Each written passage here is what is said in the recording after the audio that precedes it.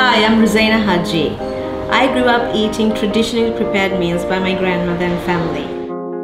In my travels to many destinations, I enjoyed various cuisines with exotic flavors, which has definitely left a mark in my cooking. My recipes are a concoction of childhood memories and my travels around the world, and mainly to give prominence to those really tasty dishes that are less talked about.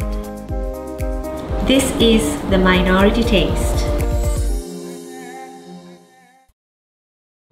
If you're Sri Lankan, you know what kiddu is. Kiddu is a very hearty meal that comes from the southern places of Sri Lanka. It's the Muslim community that has introduced this to our nation, and there are various ways that you can make kiddu. I have adopted the modern and easy way because of our fast-paced life, and I've come up with a tomato fish curry which will go well with my modern day kiddu. So let's go and make it.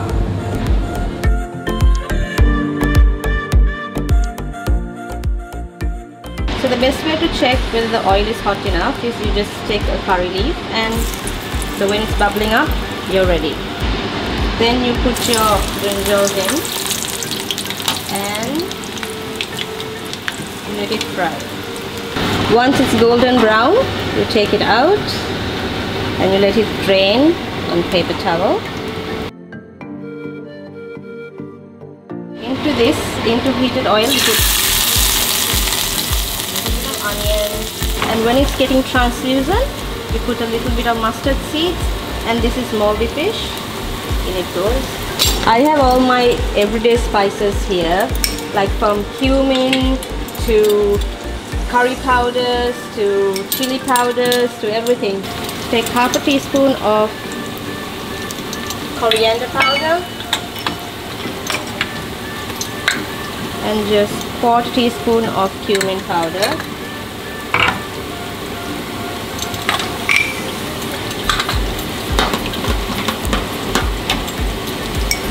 And a 1/4 teaspoon of chili flakes or chili powder. It's up to you. So you break a little bit of cinnamon sticks, Ceylon cinnamon, please.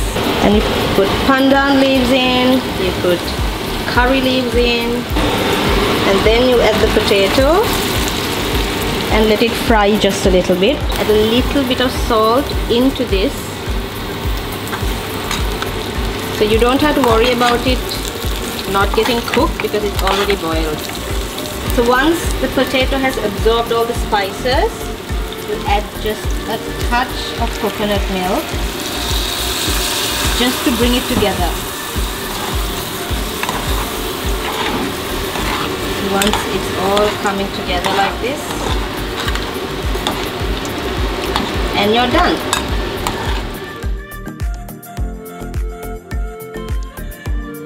Again, into heated oil, you put about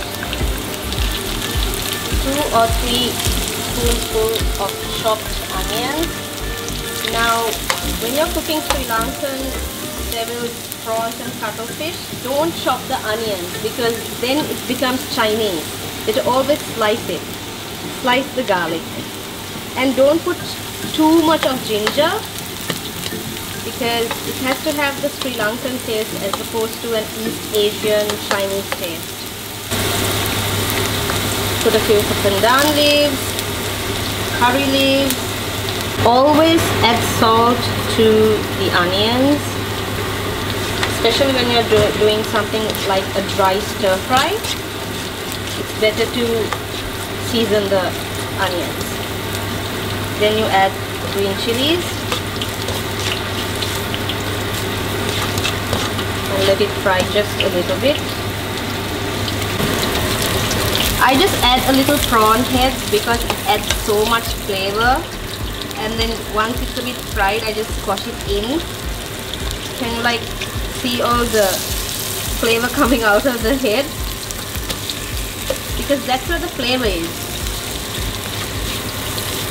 And then you can remove it after. Put the prawns in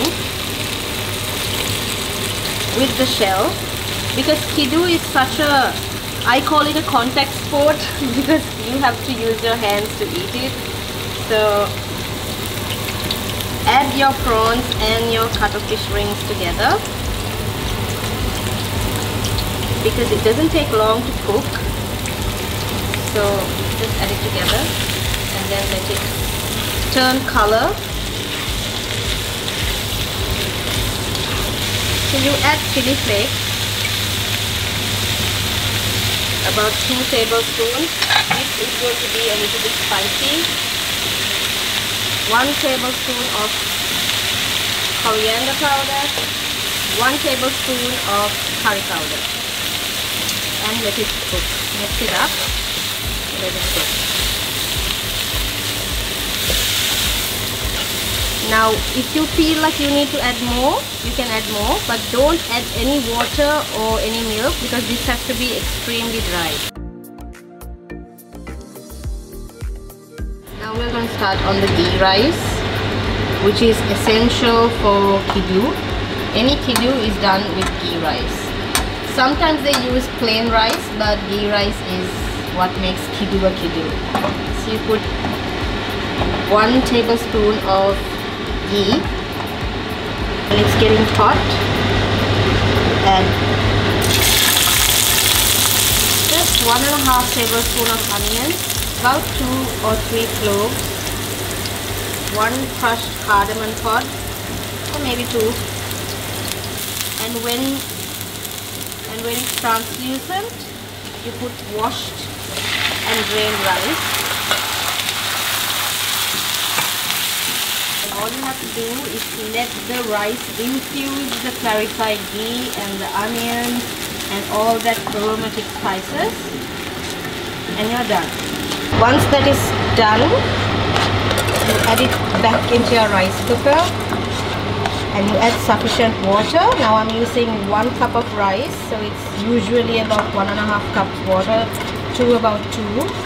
I'm using Supiri samba, which is a Sri Lankan type of rice. It's also gluten free for anyone that cares. And then you just put it to the rice cooker.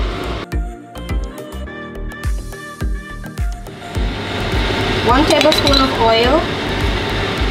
So for 1 tablespoon of oil, onions, you add a little bit of cumin, maybe 1 teaspoon, 1 teaspoon of mustard seeds. Put the curry leaves in. This is about a tablespoon of dried shrimp. You put 1 teaspoon of saffron and about 1 teaspoon of salt. Let the dried shrimp soak up all the oil and fry just a little bit, and once that is fried, you put about half a coconut and mix it all together. So what you do is you cook the coconut, not too much, only until the turmeric is all mixed up into the coconut and the coconut has absorbed all the flavor and the spices and the dried shrimp.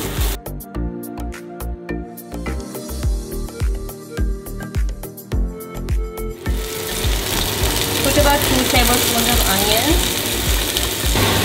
just 1 garlic sliced, and about 1 inch ginger chopped.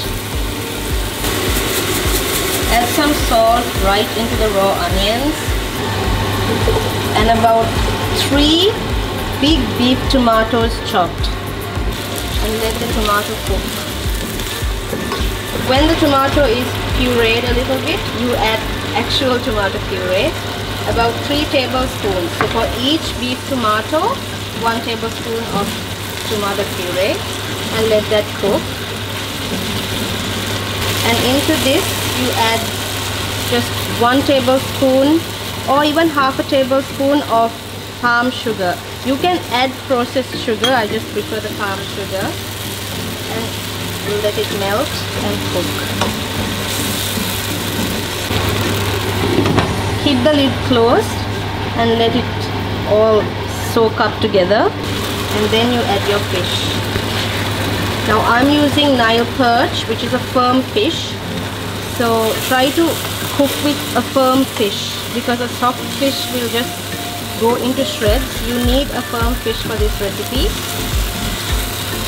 Now this is where you check for your salt. Don't add any spices, not unless you want, and just let the fish cook on its own. But check for your salt at this time, and if it's enough, let the fish cook. Okay, so lastly, it's the assembling of the kiddu. Usually there's like I said before, there's like a basket, or you can put it in a banana leaf, but I couldn't find any banana leaf here in Abu Dhabi, so I have this plate, and let's start assembling. So what you do is you like build on it. So the next step is you put the coconut mallum. Now you can do it these two ways. You can put it in one section, but I prefer it to cover the rice so that when someone serves, they get a little bit of everything.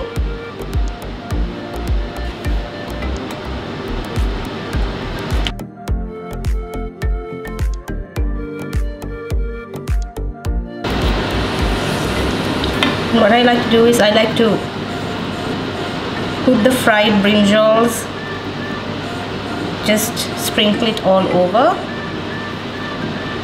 so that with each serve, or just don't overcrowd it, just put enough so that someone can get one or two of it. You can assemble this any way you like. This is just how I do it in my kitchen.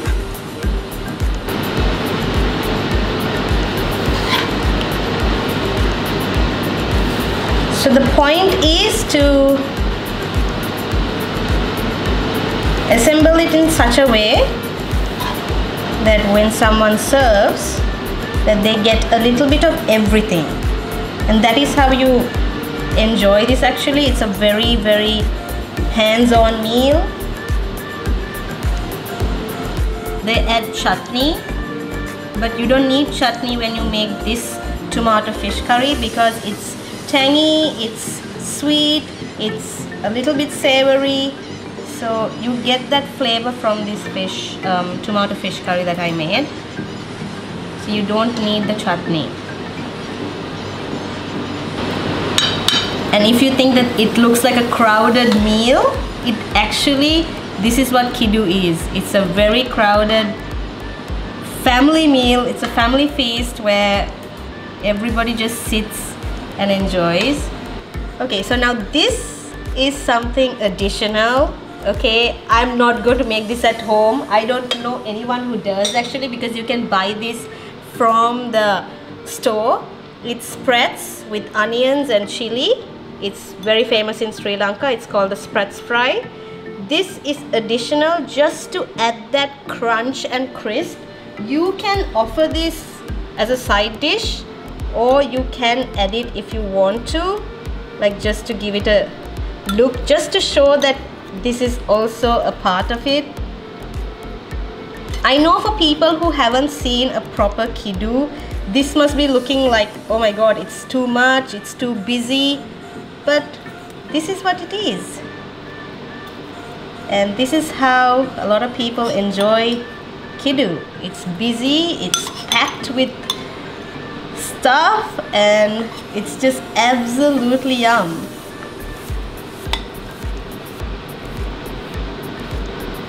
Okay, and we're done.